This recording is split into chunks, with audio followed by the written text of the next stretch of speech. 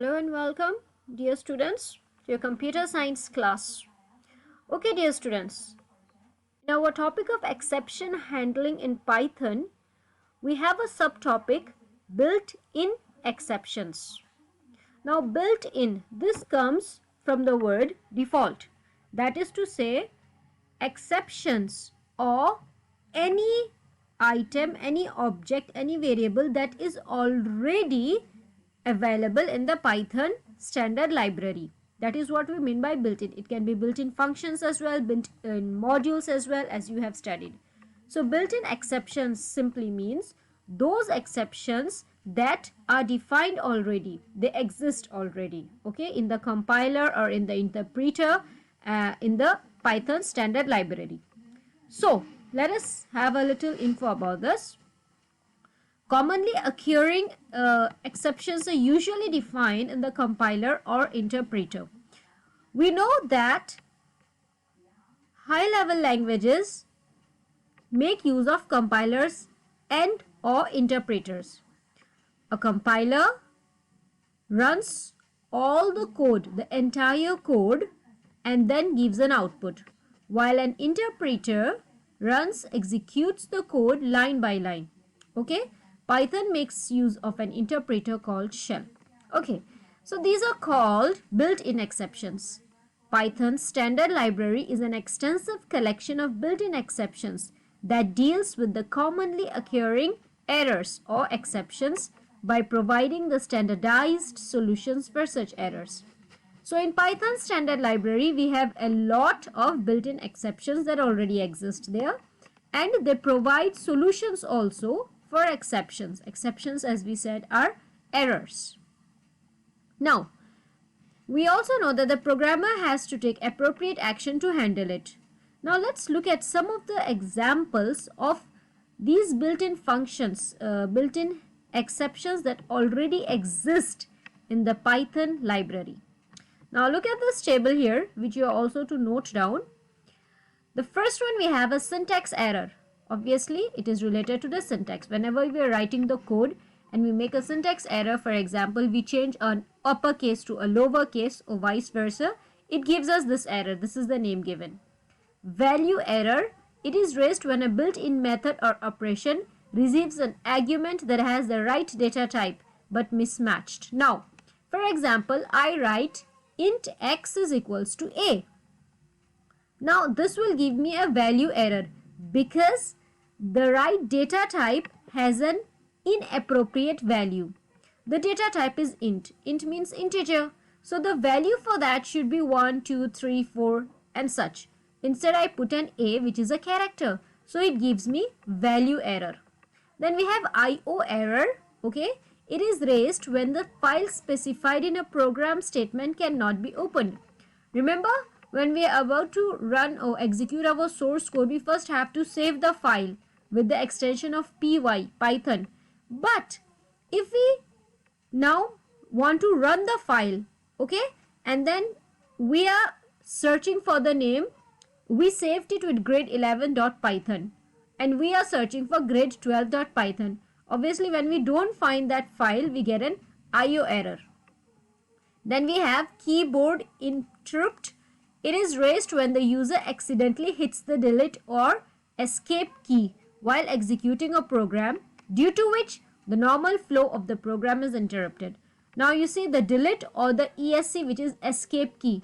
If by mistake as a programmer I mistakenly press any of these keys, okay, it suddenly interrupts the normal execution of the program. Interrupts, that is interference. Suddenly it comes in the way. Then we have import error. It is raised when the requested module definition is not found. Remember, we have to import in some modules that do not exist in the library.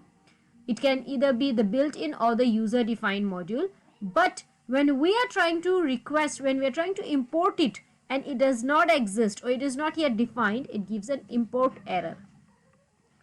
EOF error, it is raised when the end of file condition is reached without reading any data by input. Now we have a file, okay, and the data in that file is incorrect. It is raised when the end of file condition is reached without reading any data. Okay, the data in that file is incorrect and we have reached the end. We now want to execute it. We want to run our program, but the data is incorrect. Okay, so we have reached to the end of something, but yet the beginning, the middle is incorrect. Then zero division error, that is when it is raised when the denominator in a division operation is 0. For example, you put in 20 divided by 0, 105 divided by 0. Okay, it gives a zero division error. Then we have an index error. Index, for example, when an index or subscript in a sequence is out of range. We have studied about range, a sequence of elements, numbers, integers, characters, strings, etc. Now, for example, we are given the range of numbers from 0 to 12 and we are searching for a number 14. So that is an index error because it does not exist. It is out of the range. Name error.